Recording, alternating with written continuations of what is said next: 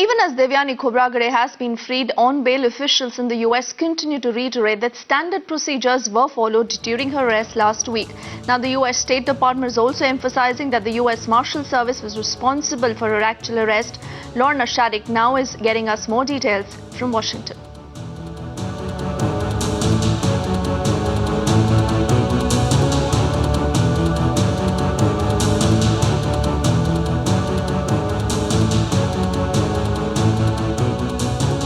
Well, briefings here at the State Department in Washington said that while the department feels that standard procedures were followed during the arrest of Ms. Khobragade, the details of what exactly happened, they say, were down to the US Marshals Service. Well, Times Now got in touch with the US Marshals Service and asked them whether Ms. Khobragade was indeed strip searched. And the answer from them was yes, she was subject to the same search procedures as other arrestees held within the general prisoner population in the Southern District of New York. That's directly from the statement that they sent us. As for whether she was held in a cell with drug addicts, which was, of course, another key allegation, the US Marshals Service says only that Ms. Khobragade was placed in an available and appropriate cell with other female defendants awaiting court proceedings in New York as well. And that, they say, was entirely normal and what usually happens to anyone that is arrested by them, unless there are special procedures in place, a special risk to their safety or a separation order, which we know was not the case for this particular incident. So